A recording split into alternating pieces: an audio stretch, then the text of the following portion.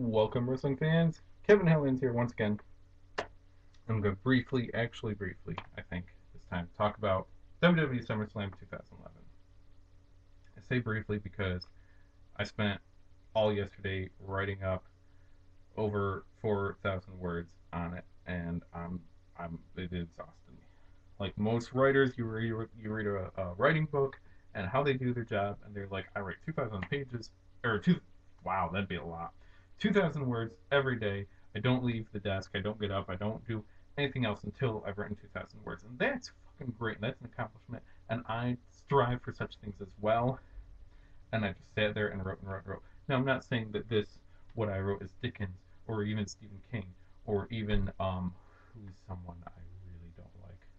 Jenny Ivanovich. Tried reading it, hated it. Um, but I try to write, I try to entertain, I try to have people enjoy it, and I wrote a shitload. So, anyways, go read that. It's over at teamhellions.com. Check for the comics Marked for Death dash WWE SummerSlam 2011 and read through all my thoughts. It's very entertaining. It was a good read and it was fun to write. But anyways, quick video thoughts on here as well. A little bonus. So, random six-man tag match to start the show. Why? Why the fuck not? Let's give people a payday. Um, Fairly good match. Not too exciting. Didn't go anywhere. Didn't really do anything for anyone. And I've already forgotten who won. So that's how great that match was. Yeah, I really can't remember. Um, Beth Phoenix and Kelly Kelly. I am stunned that Kelly Kelly won. However, I'm excited and hopeful that this leads to a bigger feud and a longer storyline and something actually comes out of it, and maybe get in some real women wrestlers, not just casting couch. It's a thought. Maybe I want some wrestling with my wrestling. Um, we had Wade Barrett and Daniel Bryan. That was on SummerSlam. That was fucking great. That was an entertaining as hell match. Shocked that both guys were as good. I mean, I know Daniel Bryan's good, but he hasn't shown it in WWE. There's that WWE style, and Wade's never really had a chance to cut loose. Man, that was a good match. Excellent match. Seek that match out. This is the building of Daniel Bryan going into next year's WrestleMania, where he's already said he's going to cash in the Money in the Bank briefcase. Oh. Sheamus versus Mark Henry, about the best ending you can do. Mark Henry's being built up for a monster. Sheamus still needs to kind of look strong. Couldn't really have either guy lose without looking weak, and they just had this destruction angle and a count out win. Foreshadowed on SmackDown with a count out. But really, probably the best thing that you could do for it, and just the reaction of the fans when Mark Henry and Sheamus came crashing through the barrier was priceless. Just people freaking out, like grown, big, buff guys, like, oh, come on, oh, big people. But excellent match, and I'm shocked. I'm shocked as well that I'm saying Sheamus and Mark Henry had an excellent match, but they did. There. Uh, what else did we have? So we had Christian against Randy Orton, which was a violent match.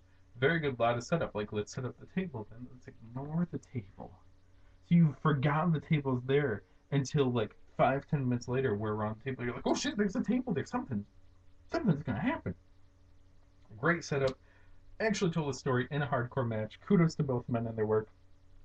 Don't like the idea of Randy Orton having a world title yet again. Like, I think we've told all the stories we could tell there. Got title yet again. I know he's doing his can't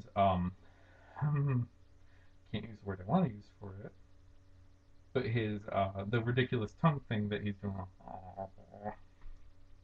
I guess that's a gimmick. Sure, whatever, Randy.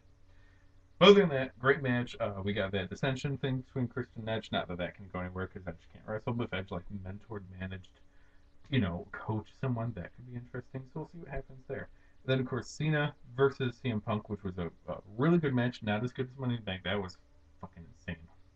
But really good match. Cena with a drop kick out of nowhere. That was actually a good drop kick. Punk just what a great fucking wrestler Punk is. Like there was counters and moves and switches and exchanges and all in that match. God, just an insane good match.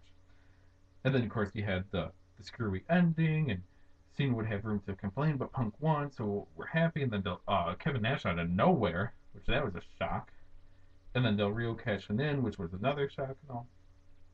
Good pay per view, bringing back the anything could happen feeling to WWE because really, if you had If you had placed bets on that, you would have lost.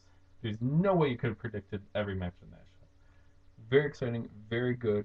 Raw was a bit of a letdown, but as we're leading towards other things, I'm excited. I'm excited to see what happens next overall. So thank you, WWE. I strongly suggest buying the pay-per-view on DVD in a couple weeks. Probably take like a month tops to come out because Money Bank just came out today on DVD. But I've been Kevin Hellions. This has been Smarked for Death. Check out the columns and other videos for Smarked for Death over at teamhellions.com. And I'll see you here next time on Smarked for Death.